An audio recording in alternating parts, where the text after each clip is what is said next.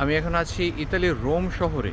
তো ইতালির রোম শহরে এখানে কয়েকটা সুন্দর জিনিস চোখে পড়ছে। এই সুন্দর জিনিসগুলো হচ্ছে শেয়ার করার জন্য ভিডিওটা করা। প্রথমে যে এই সুন্দর জিনিসটা দেখাবো সেটা হচ্ছে আমার পেছনের যে এই যে বাইসাইকেলটা আছে, এটা হচ্ছে ইলেকট্রিক বাইসাইকেল। এটা লাইমের ওদের একটা কোম্পানি আর কি। এটা আপনি ভাড়ায় নিতে পারবেন, পুরা সিটির মধ্যে আছে। আপনি 1 আওয়ারে নিতে পারেন, 2 আওয়ারে নিতে পারেন, 15 আওয়ারে নিতে পারেন, এরকম। যখন আপনার সময়সীমা শেষ হয়ে যাবে তখন হচ্ছে আপনাকে একটা নির্ধারিত স্টেশন দেওয়া আছে, সেই স্টেশনে এটা আবার জমা দিতে হবে। That's the first fact. Second fact, এই ওরা বিনগুলাকে একটা পলিথিনের মধ্যে কাস্টমাইজ করে বানাইছে। এমনভাবে বানাইছে বিনটাকে আপনি দেখেন প্রতিদিন এটা চেঞ্জ করা যাবে, এরকম একটা সিচুয়েশন, প্রতিদিন চেঞ্জ করা যাবে।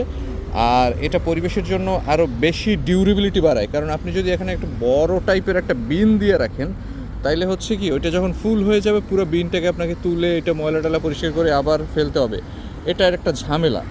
তো এটাকে ইকো ফ্রেন্ডলি এবং ইফেক্টিভ করার জন্য লং টাইম যাতে ইউজ করা যায় সেজন্য আর একটা বিন রাখা হয়েছে।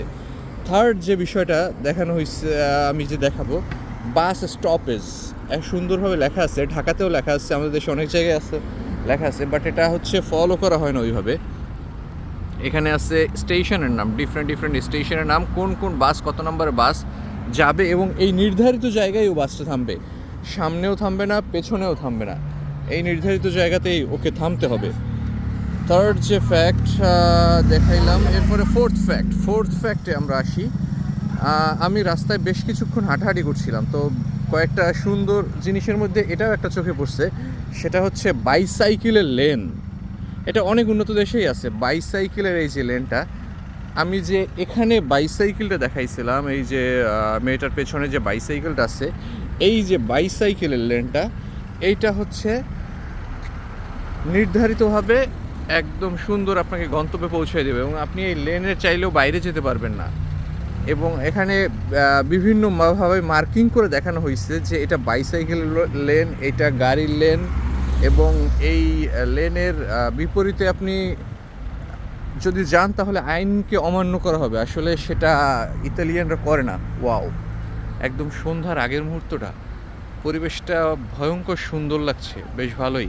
ট্রাফিক জ্যামে আটকে আছে বেশ অনেক গাড়ি। সামনে হচ্ছে একটা 4 রাস্তার মোড়ের মতো, যার কারণে হচ্ছে সন্ধ্যার আগে সবাই অফিস শেষ করে ফিরছে, তো একটা বেশ ভালো একটা ট্রাফিক জ্যামের একটা সিচুয়েশন হচ্ছে।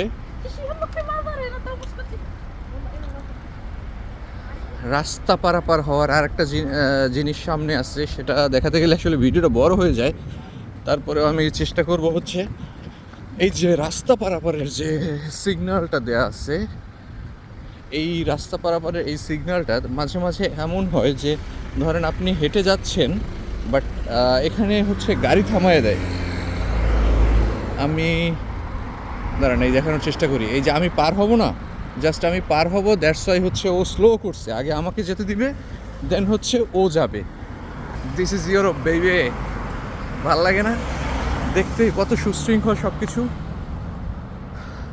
আমি যাব তারপরে ওই গাড়িটা যাবে, মানে গাড়িটা চলে যাওয়ার পরে আমি যাব, বিষয়টা এমন হবে না।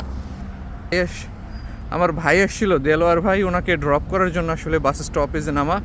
এই দেখেন বাস স্টপেজের এই মার্কিংটা, বাস লেখা আছে এই পেছনে, ওইখানেই থামছে, এখান থেকে উঠছে, এরপরে ভাই চলে গেল। কত সব কিছু সুশৃঙ্খল সাজানো, এবং সবাই এই রুলসগুলো ফলো করে। দ্যাটস ওয়াই হচ্ছে ইউরোপ আমেরিকার এইসব দেশগুলো বেশি আগানো, আইনের প্রতি শ্রদ্ধাশীল, দেশের প্রতি তাদের মমত্ববোধ, এবং অ্যাকচুয়ালি তারা হচ্ছে যে কোনো কিছুকেই সুন্দরভাবে ফলো করে। ও দিস ইজ টেসলা। ভিডিও অনেক বড় হয়ে গেছে, বেটার লাক নেক্সট টাইম, অন্য কোনো দিন, অন্য কোনো জায়গায়, অন্য কোনো ভিডিওতে। ভালো থাকেন, সুস্থ থাকেন, আল্লাহ হাফেজ।